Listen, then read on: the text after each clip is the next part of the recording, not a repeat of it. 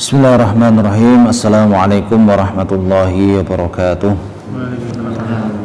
Alhamdulillahi wa kafa, wassalatu wassalamu ala nabiyil mustafa wa ala alihi ahli sidq wal wafa, amma ba'd. Saudara-saudaraku yang semoga dimuliakan oleh Allah Subhanahu wa taala. Alhamdulillahirabbil alamin, pada malam hari ini kita dapat berjumpa kembali dalam kondisi sehat walafiat. Kemudian kita gunakan waktu kita dalam rangka ketaatan kepada Allah Subhanahu wa taala, yang mana hal ini merupakan seutama-utamanya kita memanfaatkan waktu yang Allah Subhanahu wa taala berikan untuk kita di kehidupan dunia ini sebelum kita nanti berpulang kepada Allah Subhanahu wa taala. Kemudian salawat dan salam semoga senantiasa tercurahkan kepada junjungan kita baginda Nabi Muhammad sallallahu alaihi wasallam beserta keluarganya, para sahabatnya, serta para pengikutnya hingga ke akhir zaman. Semoga kita kelak mendapatkan syafaatnya di yaumil akhir, amin ya rabbal alamin. Malam hari ini insyaallah kita lanjutkan pembahasan di surat Al-Fajr. Surat Al-Fajr sendiri termasuk kategori surat Makkiyah, yaitu surat yang diturunkan kepada Rasulullah SAW sebelum beliau hijrah ke Madinah. Nah, biasanya ciri-ciri surat Makkiyah itu ada kisah-kisah tentang umat-umat yang telah Allah Subhanahu wa taala binasakan pada masa lalu sebelum datangnya Nabi Muhammad sallallahu alaihi wasallam, sebagai apa? Sebagai gambaran, sebagai bukti kepada orang-orang yang tidak mau beriman kepada Allah Subhanahu wa taala dan Rasulnya. Ini loh, dulu sudah ada umat-umat sebelum kalian yang tidak mau beriman kepada Allah Subhanahu wa taala, malah ingkar dan kufur, kemudian Allah Subhanahu wa taala binasakan. Nah, diantaranya di surat Al-Fajr ini nanti ada kisah tentang kaum Samud atau kaum Ad. Di awal surat Allah Subhanahu wa taala berfirman wal fajr. Nah, di sini Allah Subhanahu wa taala bersumpah demi fajar. Ketika Allah Subhanahu wa taala bersumpah dengan sesuatu dari makhluknya, itu menunjukkan keutamaan dan kemuliaan yang dia sumpahi. Nah, di surat ini, di ayat yang pertama Allah Subhanahu wa taala bersumpah dengan fajar atau waktu subuh. Nah, ada perbedaan pendapat di antara para ulama tentang makna fajar ini. Pendapat yang pertama mengatakan fajar atau subuh adalah waktu di mana gelapnya malam mulai sirna berganti dengan cahaya yang perlahan mulai keluar. Nah, ini dikenal dengan waktu subuh. Nah, mungkin kalau kita sudah pernah mendaki gunung, kemudian kita biasanya kan kalau mendaki yang kita cari adalah sunrise. Nah, ketika kita sudah berada di puncak, kemudian kita menunggu, itu biasanya sangat terlihat sekali pergantian dari malam, kemudian sedikit demi sedikit cahaya muncul menjadi pagi. Itu bisa sangat terlihat. Nah, Allah Subhanahu wa taala bersumpah dengan fajar, dengan waktu subuh, karena merupakan waktu yang sangat penting. Jadi waktu subuh itu adalah waktu yang sangat krusial, utamanya bagi kita seorang muslim. Nah, pendapat yang kedua, waktu fajar di sini adalah bermakna sholat subuh. Artinya Allah Subhanahu wa taala bersumpah dengan sholat subuh. Mengapa sholat subuh? Karena sholat subuh adalah sholat fardu yang dilaksanakan pada waktu fajar. Nah, kenapa Allah Subhanahu wa taala bersumpah dengan sholat subuh? Karena memang waktu subuh sholat subuh merupakan waktu-waktu yang banyak kaum muslimin itu lalai. Bisa kita lihat gambarannya, kalau misalnya hari raya kaum muslimin, entah itu hari raya Idul Fitri atau hari raya Idul Adha, mungkin bisa kita lihat shaf jamaah kaum muslimin bisa saja sampai parkiran bahkan lebih. Kemudian ketika sholat Jumat misalnya full masjid. Kemudian ketika sholat fardu selain sholat subuh, ya mungkin 1, 2, 3 atau 4 shaf misalnya. Akan tetapi kalau sholat subuh biasanya lebih sedikit lagi. Makanya Allah Subhanahu wa Ta'ala sampai-sampai bersumpah dengan sholat subuh, dengan waktu fajar, karena menunjukkan sangat mulia waktu subuh. Kemudian manusia banyak yang sering terlalai karenanya, banyak yang masih tidur karena mungkin malamnya begadang dan lain sebagainya. Padahal Rasulullah SAW bersabda, man shalla subha atau man shalla al-fajra fahuwa fi dhimmatillah. Barang siapa yang sholat subuh secara berjamaah, maka dia di bawah penjagaan Allah Subhanahu wa Ta'ala. Artinya apa? Allah Subhanahu wa Ta'ala akan jaga dia, Allah Subhanahu wa Ta'ala akan jaga keluarga dia, Allah Subhanahu wa Ta'ala akan jaga rezeki dia, urusan dia, semuanya Allah Subhanahu wa Ta'ala jaga. Cukup dengan melangkahkan kaki kita sholat subuh di masjid dua rakaat saja. Keutamaannya sangat besar. Ini yang menjaga bukan polisi, bukan TNI, bukan pas pampres misalnya, tetapi langsung Allah Subhanahu wa Ta'ala. Nah, siapa yang lebih baik penjagaannya dibandingkan Allah Subhanahu wa Ta'ala? Dalam riwayat lain Rasulullah SAW bersabda, man sholal bardain dakhalal jannah. Nah, barang siapa yang sholat di 2 waktu yang dingin, nah, niscaya dia masuk surga. 2 waktu yang dingin di sini dimaksudkan adalah, yang pertama adalah sholat subuh, karena memang apalagi kalau di daerah dataran tinggi waktu subuh itu sangat dingin sekali, sangat dingin sekali. Apalagi kalau sudah masuk musim hujan, sudah subuh dingin, hujan pula misalnya, ini ujiannya semakin berat, ujian keimanan kita. Apakah kita mau memaksa diri kita untuk bangun kemudian datang menuju masjid dan sholat subuh berjamaah atau tidak? Kemudian sholat yang kedua adalah sholat asar. Mengapa sholat asar?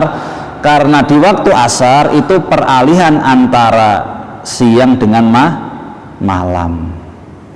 Nah, jadi perlahan-lahan panasnya siang beralih menjadi dinginnya malam. Dan biasanya waktu asar ini adalah waktu yang memang manusia itu pas sekali digunakan untuk tidur. Jadi subuh itu karena mungkin masih berat sekali bangun.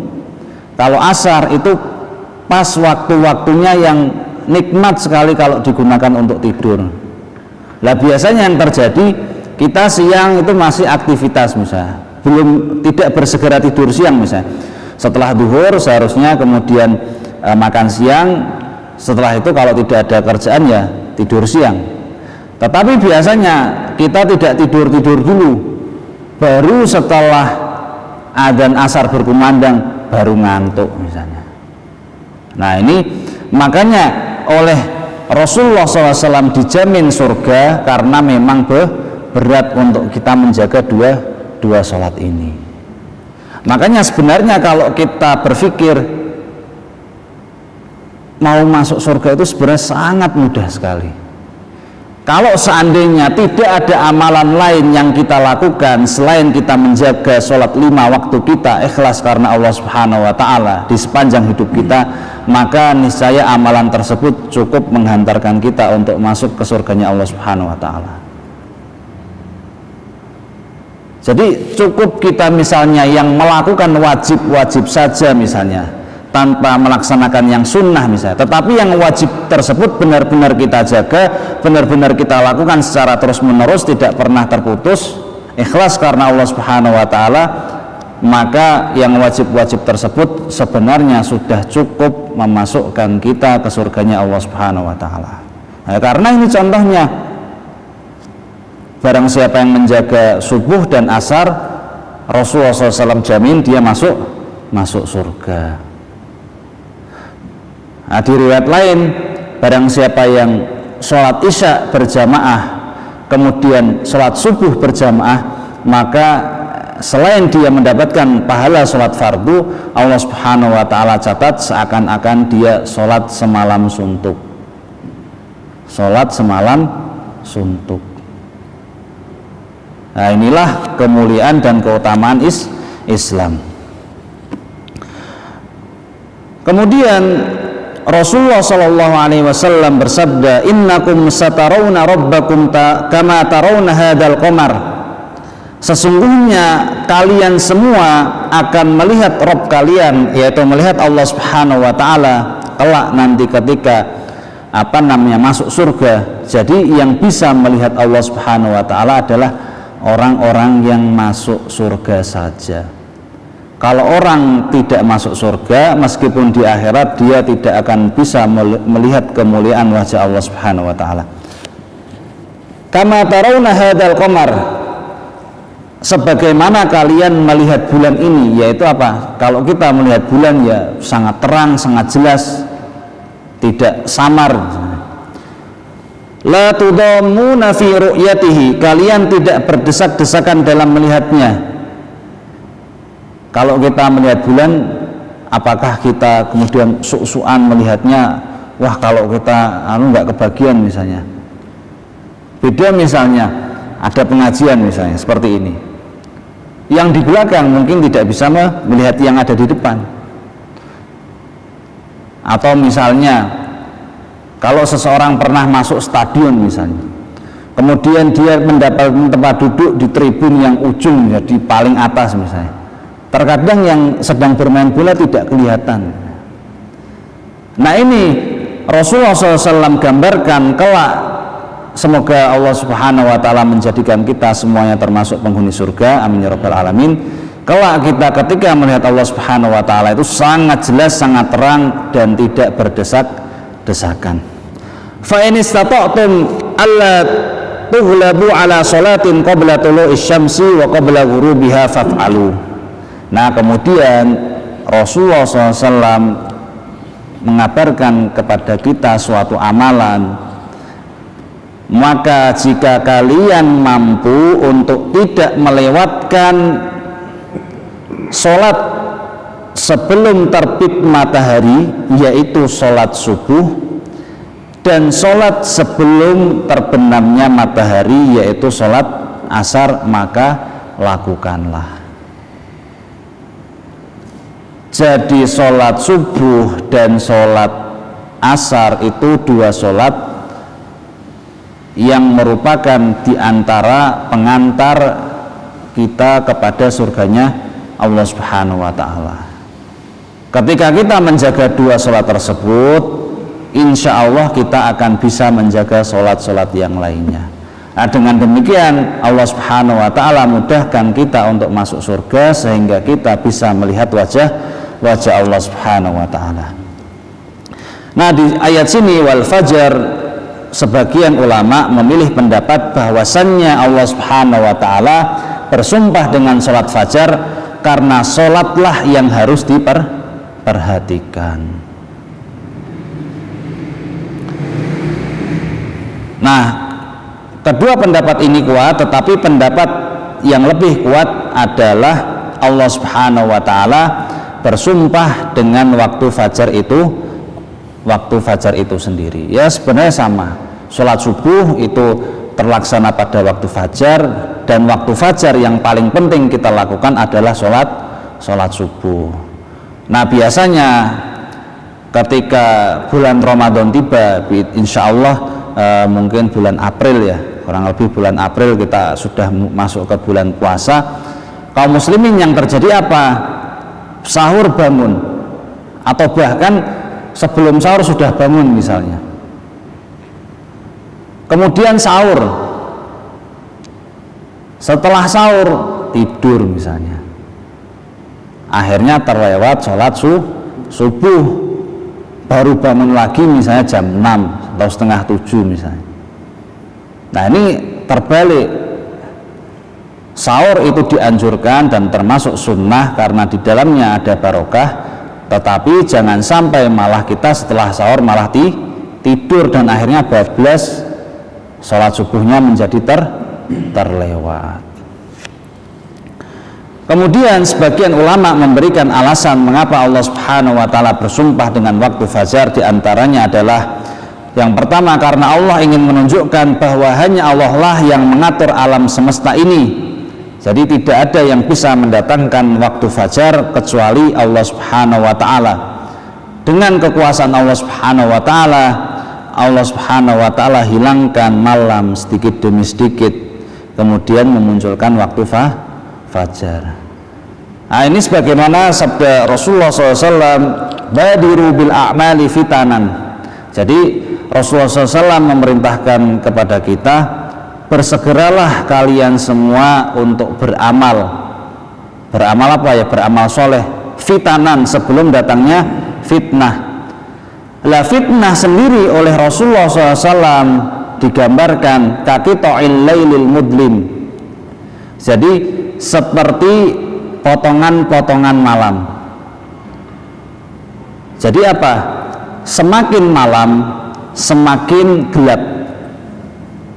Misalnya ketika tadi matahari terbenam berarti waktu maghrib, adzan maghrib itu gelap tetapi masih ada sedikit cahaya. Mulai masuk isya tambah gelap, nanti mulai jam 9 tambah gelap, jam 10 tambah gelap lagi. Nah itu Rasulullah SAW gambarkan fitnah ya seperti itu. Maksudnya apa? Semakin akhir zaman fitnah itu semakin dahsyat dan semakin besar. Kalau mungkin kita rasakan dulu belum ada yang namanya HP Android, belum ada iPhone, belum ada internet, telepon ya hanya bisa telepon dan SMS saja, atau mungkin pakai koin atau di wartel misalnya. Akan tetapi semakin maju, semakin berkembangnya zaman, sudah ada HP, ada internet, macam-macam sekali. Kemudian nanti mungkin 10 tahun lagi, 20 tahun lagi, fitnahnya akan semakin besar. Fitnah yang kita alami sekarang dengan mungkin misalnya anak kita atau cucu kita alami itu beda, jauh lebih besar dan lebih dahsyat. Makanya sangat penting sekali untuk kita membekali mereka dengan ilmu agama, karena yang akan mereka hadapi itu jauh lebih berat, jauh lebih dahsyat dibanding apa yang kita hadapi sekarang. Padahal kita pikir sekarang yang kita hadapi saja sudah sangat berat. Nah kemudian malam semakin gelap, akan tetapi kemudian ketika akan berubah menjadi pagi, berkurang waktu subuh, matahari mulai terbit, kemudian menjadi pagi, menjadi siang. Nah ini menunjukkan kekuasaan Allah Subhanahu wa ta'ala yang tiada tandingannya. Sehingga apa? Allah lah yang berhak kita sembah, Allah lah yang berhak kita ibadahi semata. Kemudian yang kedua, waktu fajar adalah di situ ada subuh yang merupakan awal dari kegiatan dan terlepas seseorang dari tidur yang merupakan kematian kecil. Jadi Rasulullah SAW bersabda, an-naumu akhul maut. Jadi tidur itu saudaranya kematian. Jadi memang ketika kita tidur itu diibaratkan kita sedang mati. Makanya doa sebelum tidur disebutkan apa? Bismika, dengan menyebut namamu ya Allah. Bismika Allahumma amutu, aku mati, wa ahya, dan aku bangun. Kemudian ketika kita bangun tidur, apa doanya?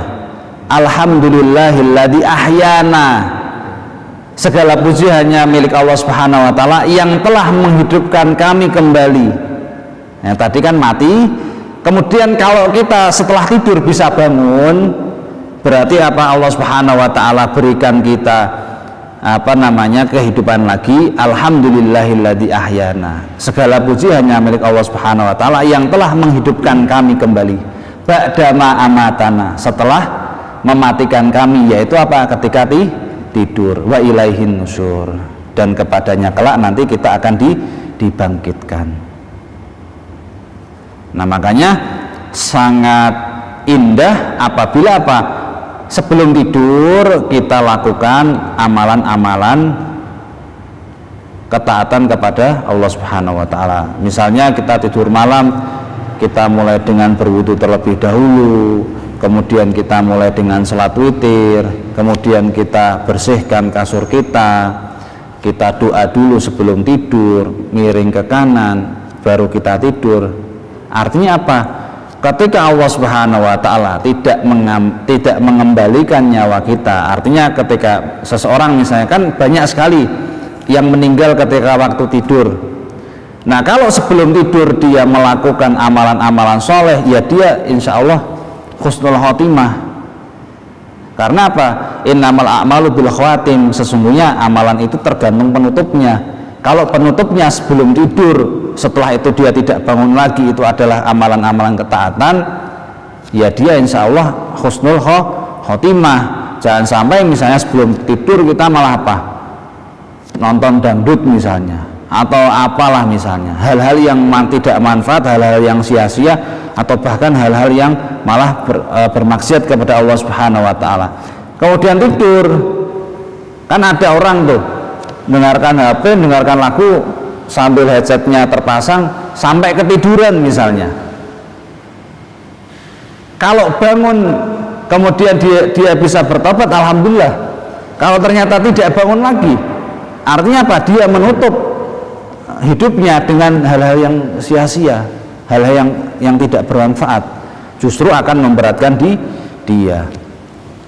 Kemudian yang ketiga adalah karena ada hukum syar'i yang dibangun di atas fajar, diantaranya awal puasa, yaitu wajibnya imsak, wajibnya kita menahan makan dan minum ketika kita berpuasa, dimulai dari terbitnya fajar. Nah, fajar ini sangat mulia karena digunakan patokan-patokan dalam syariat Islam. Diantaranya adalah misalnya awal kita berpuasa.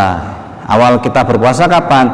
Ya dimulai dari terbitnya fajar, ditandai dengan adzan subuh.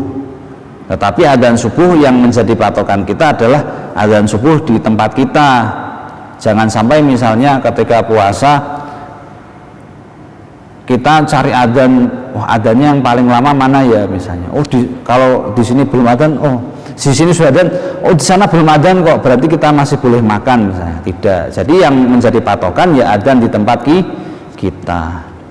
Sama dengan halnya berbuka puasa, yang menjadi patokan adalah ya di tempat kita. Jangan sampai di sana aku pas kemarin kalau di Banyumanik misalnya jam segini itu sudah buka misalnya. Kemudian kita buka misalnya, padahal kita misalnya tinggalnya di Tawangsari misalnya. Yang menjadi patokan adalah di tempat kita tinggal. Kemudian waktu sholat subuh juga dimulai dengan terbitnya fajar. Kemudian yang berikutnya adalah kenapa Allah Subhanahu wa taala bersumpah dengan waktu fajar adalah karena Allah ingin membantah orang-orang kafir Quraisy yang mengingkari adanya hari kebangkitan, sebagaimana nanti di dalam surat Al-Fajr akan bercerita tentang hari kebangkitan. Seakan-akan Allah ingin menyampaikan kepada mereka kesamaan antara waktu fajar dengan keadaan manusia kelak. Jadi persamaannya apa? Waktu fajar adalah waktu di mana hilangnya malam kemudian terbitlah cahaya.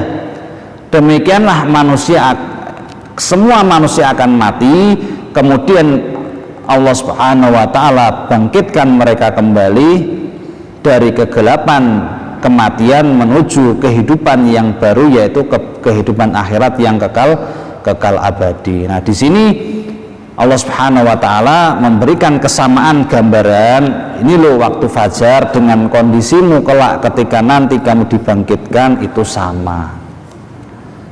Nah, kemudian saudara-saudaraku yang semoga dimuliakan oleh Allah Subhanahu wa ta'ala, Allah Subhanahu wa ta'ala berfirman di ayat yang kedua, walayalin asyar, dan demi malam-malam yang 10. Nah, di sini dalam menafsirkan walayalin asyar dan demi malam-malam yang 10, para ulama ada dua pendapat juga. Pendapat pertama yang sekaligus pendapat mayoritas ulama adalah malam-malam di sini adalah hari-hari 10 Dzulhijjah. Jadi tanggal 1 sampai tanggal 10 Dzulhijjah. 10 hari pertama bulan Dzulhijjah Allah Subhanahu wa ta'ala bersumpah menunjukkan apa? Kemuliaan amalan-amalan ibadah-ibadah yang dilakukan pada 10 hari pertama bulan Dzulhijjah. Makanya ketika masuk di bulan Dzulhijjah, kalau bahasa Jawanya itu besar ya, bulan besar, bulan haji, itu disunahkan kita untuk memperbanyak puasa sunnah. Utamanya adalah puasa di 9 hari Arafah. Kemudian kita disunahkan untuk memperbanyak membaca Al-Quran, disunahkan untuk memperbanyak sedekah, dan puncaknya adalah di hari ke-10 kita disunahkan untuk berkurban. Nah, ini menunjukkan apa? Kemuliaan 10 hari pertama bulan Dzulhijjah. Adapun pendapat yang kedua, para ulama ada yang mengatakan maksudnya 10 malam ini adalah 10 malam terakhir bulan Ramadan, yang mana pada malam-malam tersebut, di antara malam-malam tersebut ada satu malam yang merupakan malam Lailatul Qadar.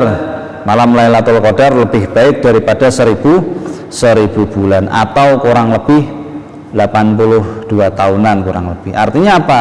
Kalau kita bisa mendapatkan sekali saja dalam hidup kita malam Lailatul Qadar, kita isi dengan ibadah tersebut diterima oleh Allah Subhanahu wa ta'ala, itu seakan-akan kita ibadah fadilahnya seperti 82 tahun. Boleh jadi usia kita di dunia belum sampai 82 tahun. Apalagi rata-rata sekarang itu mentok-mentok 80 maksimal biasanya. Biasanya mbah saya itu ya 80 di atas 80 sudah sangat jarang sekali. Artinya kalau kita bisa menggapai setiap tahunnya malam Lailatul Qadar, kalikan saja berapa kali selama umur hidup kita mendapatkan malam Lailatul Qadar. Adapun pendapat jumhur ulama yang dipilih adalah 10 hari bulan Dzulhijjah. Rasulullah sallallahu alaihi wasallam bersabda, "Ma min ayyamin al-amalu shalihu fiha ahabbu ila Allah azza wa jal min hadhil ayyam," yakni ayyam al-ashr. Tidak ada hari-hari di mana amal soleh lebih dicintai oleh Allah Subhanahu wa ta'ala melebihi amal soleh yang dilakukan di hari-hari ini, yaitu apa? Yakni ayyam al-ashr, yakni 10 hari pertama bulan Dzulhijjah. Qalu ya Rasulullah wala jihadu fi sabilillah. Kemudian para sahabat bertanya, wahai Rasulullah, tidak pula lebih utama daripada jihad di jalan Allah Subhanahu wa ta'ala? Kemudian Rasulullah SAW menjawab, wala jihadu fi sabilillah, tidak pula jihad fi sabilillah. Jadi Rasulullah SAW sampai menggambarkan apa? Bahkan dengan jihad di jalan Allah, berperang, mengorbankan nyawa dan harta di jalan Allah, dengan amalan-amalan yang kita lakukan di 10 pertama bulan Dzulhijjah itu lebih dicintai Allah Subhanahu wa taala. Jihad itu belum bisa menandingi kecintaan Allah Subhanahu wa taala terhadap amalan-amalan yang kita lakukan di 10 hari pertama bulan Dzulhijjah. Illa rajulun kharaja bi nafsihi wa malihi falam yarji' bidzalika min syai', kecuali seorang yang dia keluar di jalan Allah Subhanahu wa taala bi nafsihi, dengan jiwanya, wa malihi, dan hartanya, falam yarji' min dzalika bi syai', dan tidak kembali dengan sesuatu apapun. Artinya apa? Mati syahid, nyawanya hilang, hartanya diambil musuh.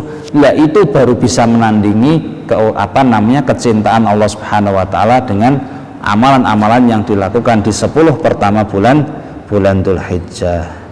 Oleh karena itu kita disunahkan untuk memaksimalkan sebanyak-banyaknya dengan sholat, dengan puasa, zikir, baca Al-Quran, sedekah, dan yang lainnya. Isanya jam berapa? 15 ya? Oh 19. Kita ambil satu ayat lagi. Kemudian Allah Subhanahu wa taala berfirman, wasyaf'i wal watr, dan demi bilangan genap, wal watr, dan yang ganjil. Nah, dalam qiraah lain dengan mengasrohkan huruf wi, wasyaf'i wal witr, pendapat yang kuat dalam masalah ini adalah Allah Subhanahu wa taala bersumpah dengan segala sesuatu yang genap dan segala sesuatu yang ganjil.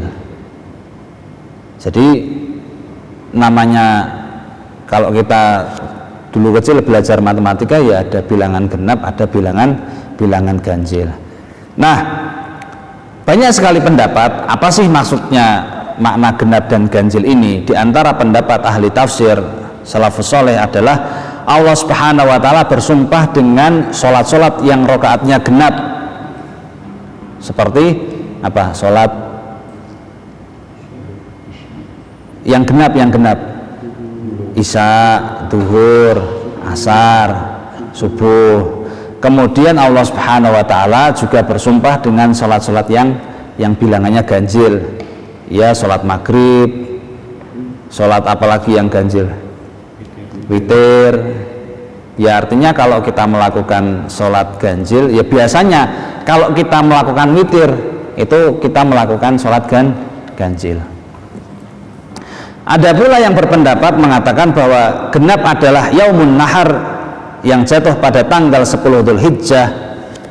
Nah, jadi Idul Adha itu kan jatuhnya pada tanggal 10 Dzulhijjah lah, tanggal 10 itu genap. Nah, sedangkan yang ganjil adalah hari Arafah yang jatuh pada tanggal 9 Dzulhijjah. Ada pula yang mengatakan bahwa genap adalah seluruh makhluk, sedangkan ganjil maksudnya Allah Subhanahu wa ta'ala. Karena dalam sebuah hadis disebutkan Rasulullah SAW bersabda, innallaha witrun, sesungguhnya Allah itu witir, yaitu satu, esa, tunggal, yuhibbul witra, dan menyukai yang ganjil. Nah, makanya seperti misalnya ketika kita buka puasa makan kurma, ya disunahkan yang ganjil, 3, 1, 3, 5, 7. Atau misalnya dalam minum itu disunahkan apa? Ganjil juga, 3 teguk. Bismillah, glek glek glek, 3 teguk, dan kita tidak bernafas di gelas kita. Sedangkan makhluk Allah diciptakan dalam keadaan genap. Kok bisa? Emang bisa dihitung jumlah seluruh makhluk Allah itu akan berjumlah genap? Bukan seperti itu. Maksudnya adalah Allah Subhanahu wa ta'ala menciptakan makhluk itu genap, yaitu apa? Pasangan. Kalau Allah itu satu, tunggal. Kalau makhluk Allah Subhanahu wa ta'ala itu pasangan, ada laki-laki, ada perempuan. Allah Subhanahu wa ta'ala berfirman, wa min kulli syai'in khalaqna zawjaini la'allakum tadhakkarun.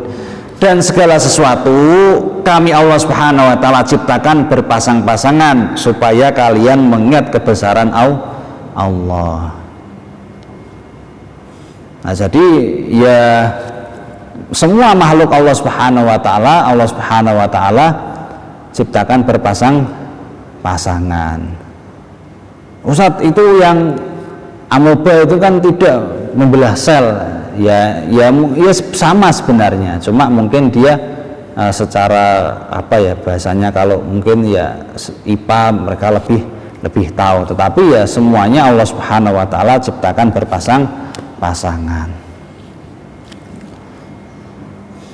Wa khalaqnakum azwaja, Allah Subhanahu wa taala berfirman di ayat yang lain, dan kami ciptakan kalian wahai manusia berpasang-pasangan, ada laki-laki dan perempuan. Nah, sebagaimana yang bisa disaksikan di alam semesta ini, semuanya berpasang-pasangan. Ada kematian, ada kehidupan, ada jantan, ada betina, ada positif, ada negatif, ada iman, ada kufur, ada petunjuk, ada kesesatan, ada iblis, ada malaikat, dan lain-lain. Ada tangan, ada kaki, semuanya berpasang-pasangan. Kemudian Allah Subhanahu wa taala berfirman, "Wal laili idza yasr," dan demi malam idza yasr, apabila telah berlalu. Yasr dalam bahasa Arab mempunyai dua kemungkinan makna.